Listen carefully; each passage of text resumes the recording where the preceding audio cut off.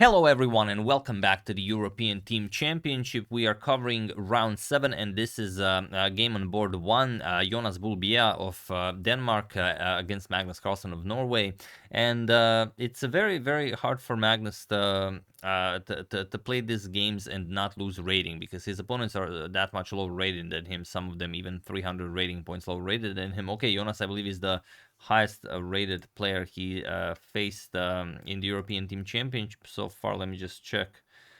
Yeah, not just the highest, but the only one that is actually over 2600. And Magnus did play him once before, I believe 5 years ago. I did make a video on it. I think it was maybe even either a game or a short match, but Magnus won very nicely. And it would be, of course, very nice for Jonas to get his revenge here, as now he's a grandmaster. Back then he was an international master, and he is now, I believe, 19 years old. So let's check it out. Quite a wild game, and Magnus chooses a very weird opening for such a top-level game at the Nimzovich defense, the e4. Okay, let's check it out. Jonas has the white pieces, and he opens with e4, and Magnus goes for knight to c6. This is the Nimzovich defense, and in terms of popularity, it ranks at number 9, so it's the 9th most popular move after pawn to e4.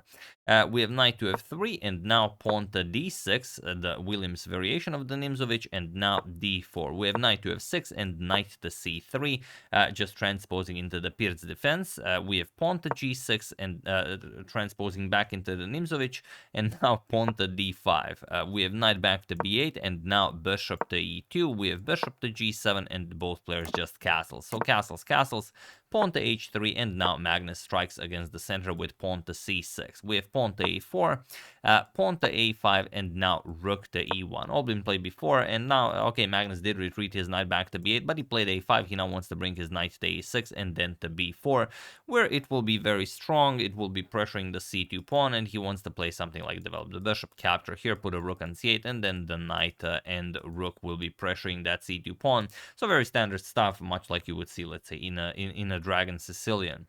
Knight to a6, we have bishop to f1, and now knight to b4. Not this knight maneuver, but the pressure on the c2 pawn. We have bishop to g5, and now bishop to d7, and it is now, as of move 12, that we have a completely new game, and where our game actually begins. Queen to d2, and now rook to c8 by Magnus. And it seems like you could go for the standard bishop to h6 maneuver, but this would actually cost you the game, because Magnus would just play knight captures on c2 and win a pawn. If you capture the knight, then he takes the bishop on h6, and if you start with bishop captures on g7, it doesn't help, because knight captures on e1, and after bishop captures on f8, knight captures on f3 comes with check. That's the problem. G captures, and now king captures on f8, and you're going to be down a pawn, but that's not your only concern, as your pawn structure in front of your king is also messed up, so it's going to be very easy for black to attack the white king. So after rook c8, pawn to g3 was played, and now c captures on d5, e captures, and rook to c5 puts pressure on that d5 pawn, and now bishop to e3, attacking the rook. But this is what Magnus was planning. He wanted the bishop to move back, and now he goes for the standard sort of Sicilian exchange sacrifice, and that is rook captures on c3. We have b captures, and now not knight captures on d5, which is also very much playable, but knight to e4 first, attacking the queen and going after the c3 pawn. Queen to c1, and now knight captures on c3. So black definitely has compensation for the sacrificed exchange. That's I mean, even just by looking at the position, you can see that.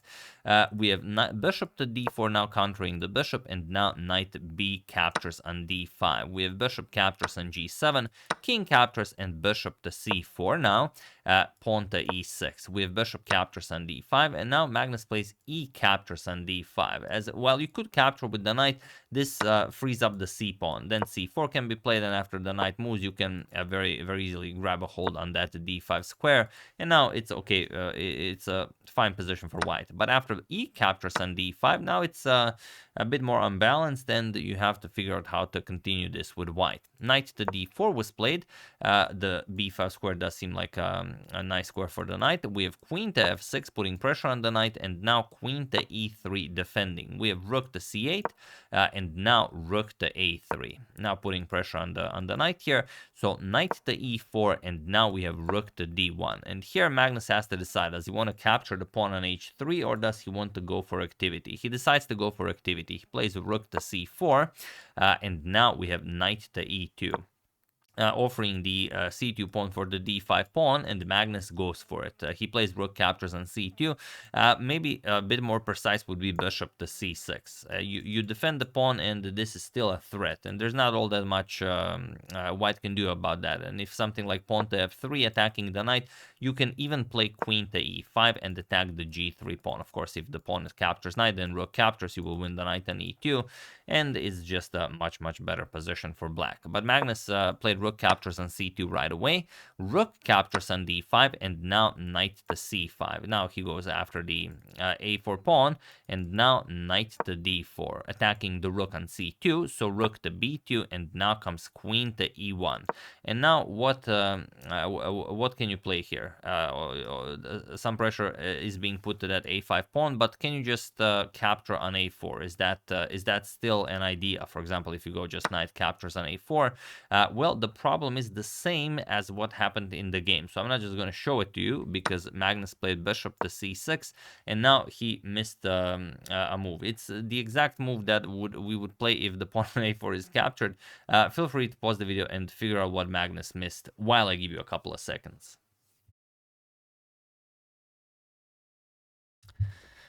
So for those of you who were able to do it, congratulations. And for those of you who just want to enjoy the show, it is rook to f3. A very nasty move where it seems like you can just move the queen, but where?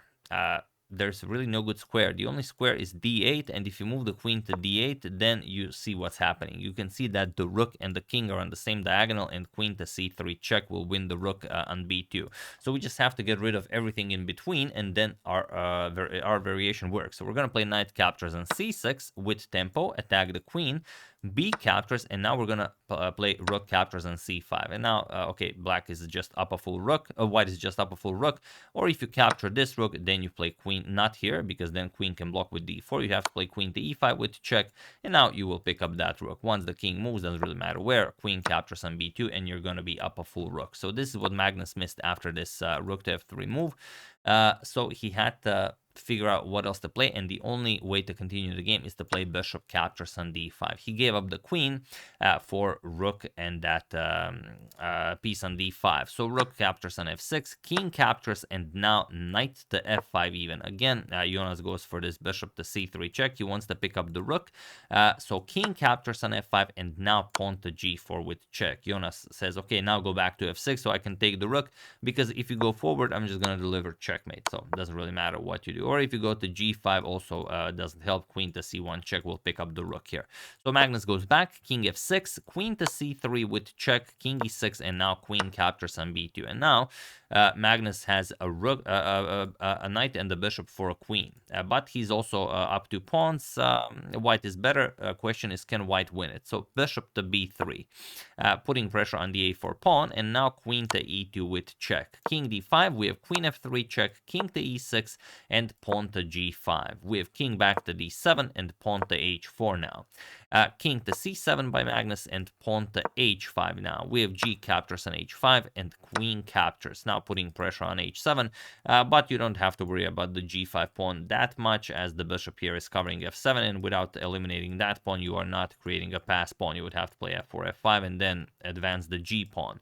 So pawn to b5. Magnus wants to create a pass pawn on the queen side for himself to push. A captures on b5. And now king to b6. A4 would be actually a big mistake. If you play a4, then queen f3 is just very nasty. There's no way to avoid queen to c6. And you're not in time to also try anything else. So you have to eliminate this pawn. So instead of pushing, king to b6 was played. Now comes queen to e2. Or you capture here, but it doesn't really matter, as the pawn defends on f7. And Magnus would just start pushing the a pawn. So pawn to a4, we have queen to e8, and now pawn to a3. Queen does come to c6, but now the pawn is already on a3. king to a5, and now queen to a8 with check. King b4, and now pawn to b6. We have a2 and pawn to b7, and now Magnus has to give up the knight for the pawn. So knight captures, queen captures with check, and king to c3. And it seems that Magnus is very, very close to winning. If he can deliver this a1 queen, it will come with check. He's going to be up a bishop, so completely winning. But of course, Jonas will not allow that. Queen a7 stops a1 queen, so king to b2, preparing that, and now queen to d4 with check. That's the way to do it. We have king to b1, queen to e4 check, king to b2, and now queen to d4 with check. King b1, queen to e4 with check, king to b2, and he was in this position on move 55 that Jonas and Magnus agreed to a draw. As there is nothing more to be done here. If you try something else like bishop to c2, also you can just play queen to b4 check. Now you have to move the king to c1, and now you have control of this diagonal. It's going to be a perpetual just queen e1, queen b4, queen e1, queen b4. Or if you try something like bishop b3, even queen to d2 check, bishop blocks, you still continue queen to b4 check, and black can never make any progress here. But yeah, after king to b2, they agreed to a draw, and that's all there is. But luckily for Norway, on board 4, Carlsen defeated Rasmussen, and Norway took the victory over Denmark. So yeah, very nicely done by Jonas. He almost got his revenge, but yeah, even getting a nice winning position like this was okay. But yeah, after rook to f3, there was just nothing more to be done here. But yeah, Magnus didn't just resign, and you should not either. When you have a situation like this, you know, try to fight 2 pieces for a queen. It's not a lot. But it can be done if you really, you know, persevere, and if your opponent doesn't maybe make 100% of the position, you will get your chance, and maybe you will not lose the game like Magnus didn't here. So yeah, that's the game. Hope you guys enjoyed it. I would like to thank the Maximite Chess Club, Jeff Markson, Derek King, Ahmed El Halabi, and David Gasparian for a contribution to my channel. Thank you a lot. I really appreciate it. As usual, you can check 2 of my previous videos here. Thank you all for watching, and I will see you soon, continuing the coverage of the European Team Championship until it finishes. So thank you all. I will see you soon, and have an excellent rest of your day.